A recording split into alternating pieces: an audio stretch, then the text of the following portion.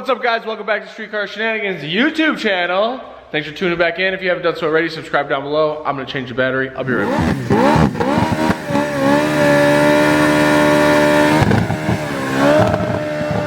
What's up, guys? Take you back. Jeez, no, I'm not gonna be able to do it. What's up, everyone? Thank you for tuning into the channel. Welcome back to Streetcar Shenanigans YouTube channel. If you have not done so already, subscribe down below, and if you are subscribed, hit the bell. But we are finally working on some decent performance projects. The reason I say that, if you've seen the last few videos we released, they were questionable. We got a couple people that reached out and said, "What are you doing?" And then the one we were really disappointed with, it had cracked manifold on it, and we were really just tied on that one. We couldn't move forward with taking it apart and fixing it, and we already had too much time involved, and it's unfortunate because it was one of the few projects that we've actually seen that we couldn't really afford to do more and go above and beyond because we already did so much, and then that was kind of a secret thing at the end. So wasn't really happy about that situation. Then you guys saw the shipbox 2 valve project.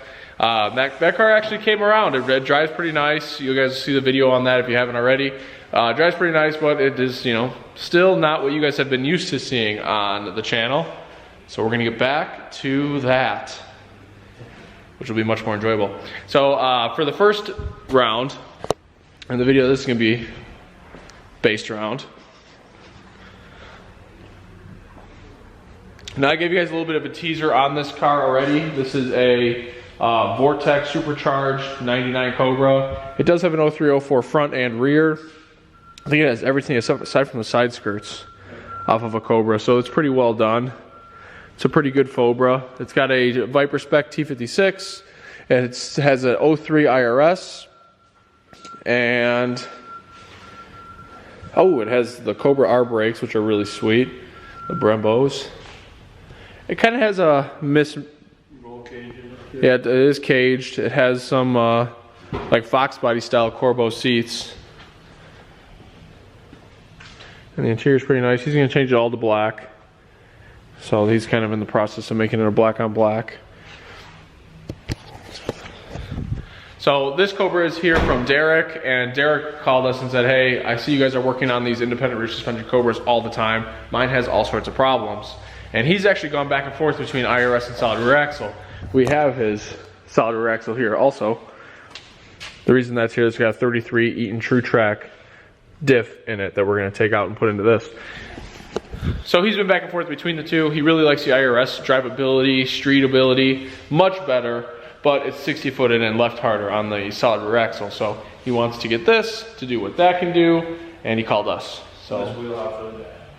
Yes, and a wheel hop's terrible. And we've already kind of found the source of that. This here does have a bunch of aftermarket bushings in it.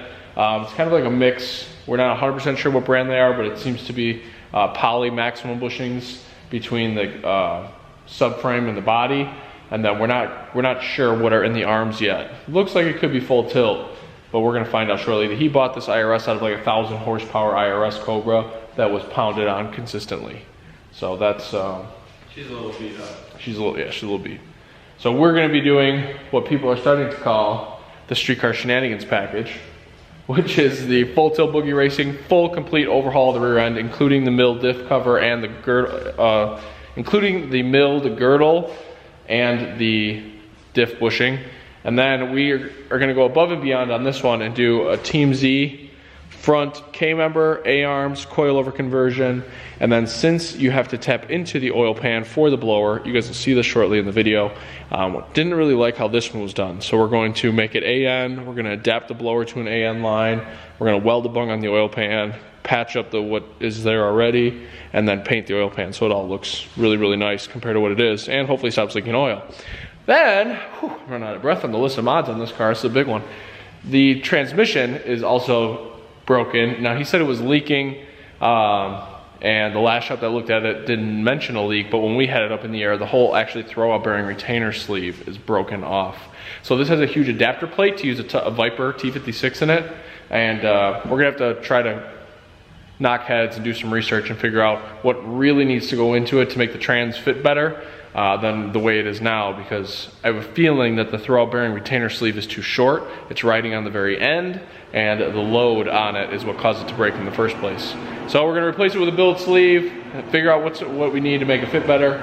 But let's get started by doing the front suspension first. Dan, I just talked for 4 minutes straight. You do. Nothing? No, not yet. I covered the basics. Pretty much. I guess except for open the hood. There you go. Lots of polish stuff.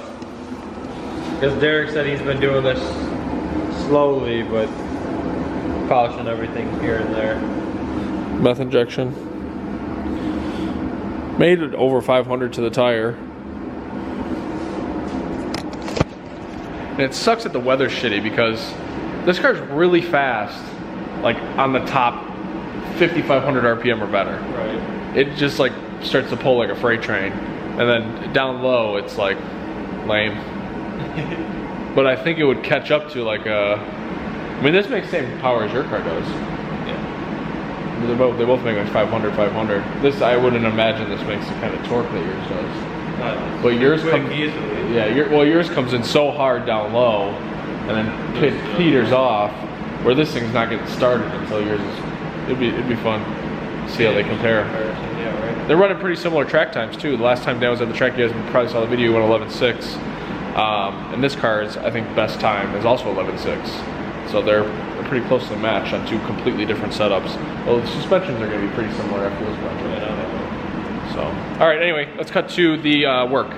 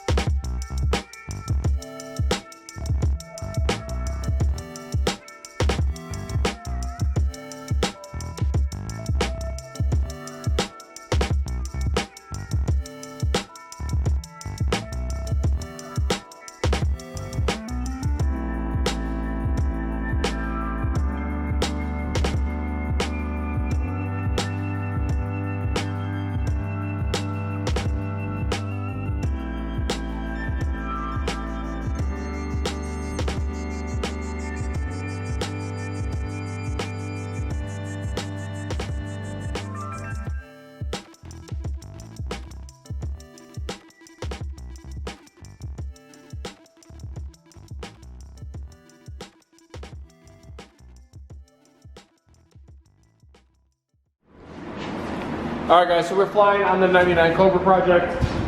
We have the front end ready to come out. We just have to support the engine. Everything else is loose or off and out of the way. We just have the 4 bolts holding it in, and that's it. Then Dan has the whole back end apart, and there's only the bolts hanging into the body. For that too. Did you break these loose already? Yeah. Nice. Make sure they were coming loose.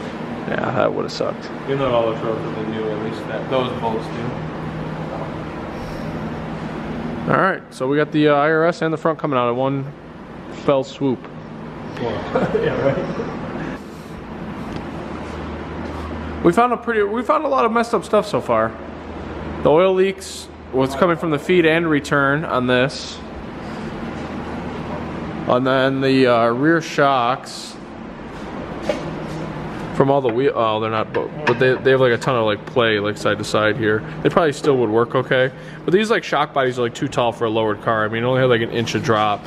You really want an IRS car to squat as much as it can and stay down. So I don't think this was really optimal for that. But we happened to notice that they had like a lot of play in the shock body.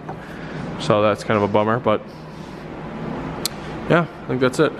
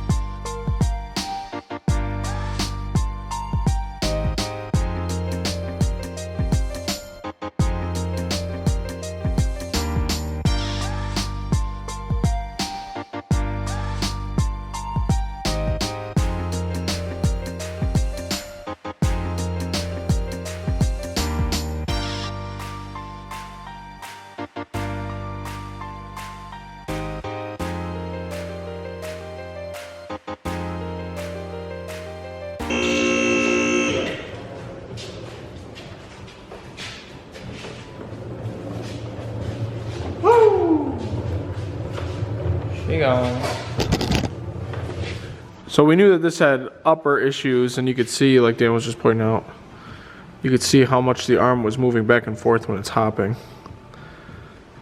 And it's weird, like this one's got like 4 spacers in there. Nothing else has that.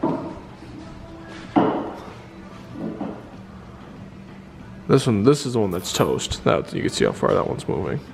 I think this is the baddest, the worst one. That one's got 1 little spacer. This one's got a couple in there. I don't know, so I'm not sure whose bushing kit this is, but it's coming out. But the whole thing's out, and these are poly, not Delrin. So those are gonna get taken out. We have a new kit for this. Oh, look how many spacers are down in that thing. But Full Tilt has that. We don't put them on that side, I don't think. We're gonna make sure that these aren't ruined. Although with a lowered car, this should be up as far as it'll go, and that is not up as far as it'll go. What does it matter? The kit comes with all that. And this is all gonna go away. So it does have a rear support brace, but on a stock cover, so it kind of loses some of its strength. So this is all gonna go to a milled Ford racing cover. It's pretty clean though, it's in good shape. Yeah. Plus, yeah, fairly new. Yeah. Some sort of aftermarket half shafts. I don't know which, level 4, level 5. I don't think it's level 5, but maybe. All right, IRS is out. Now for the front half. Now we just gotta take the shocks out, and that's it for the back. Now we're gonna take the K-member out of this thing. We gotta support the engine, maybe take the hood off. Support the engine, drop the K-member out, and we're good up here too. Well, there we go. Done. Out. I got both front and rear. Boom. Boom. Nice. Supported.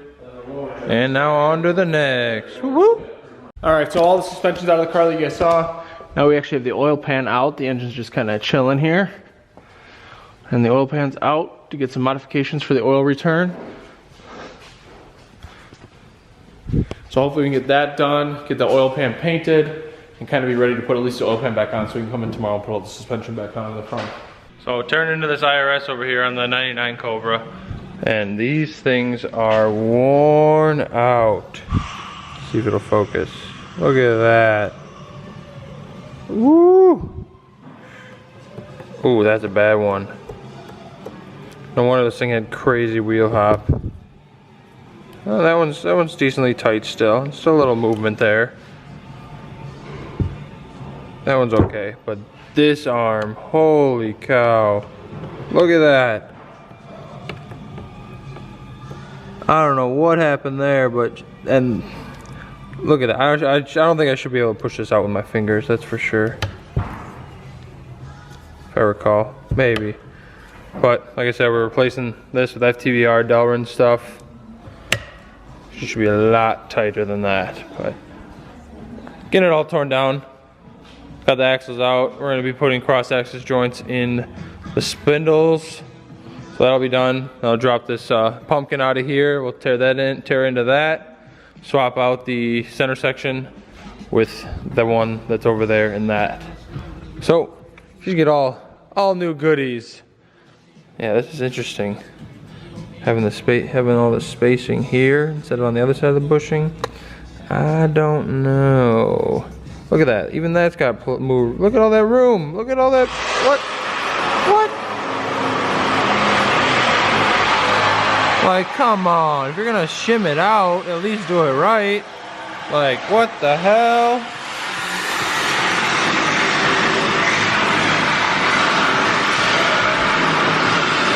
This side's tight. And when we were driving it, all the wheel hop was coming from the passenger side. It was hopping like crazy on the passenger side. We had it up in the air. We were shaking the wheels, and that one was moving a whole hell of a lot. But this should remedy all that. K-member is hung. A-arm's in there too. I gotta get her all tightened up here. Gotta get longer bolts there to go through, but should be good after that. Got new bushings for the power steering rack because those were shot. Got new bolts for that too. Had to drill out the little washers here just a little bit just to fit these new bolts so there's not way less slop in it now. And now it's nice and tight. But oil pan's on like you showed. There's a new bung to go up into there. Probably have to pull the blower off to get the AN fitting up there, but so far so good. But damn, this IRS has been beaten up, that's for sure. Oh, the IRS is no more. There she is. We got her all stripped down. Now we just gotta pull apart the pumpkin. And like I said, pull apart that solid axle over there and get the diff out of that and swap her into this one. And get the FTBR kit rolling. Bam!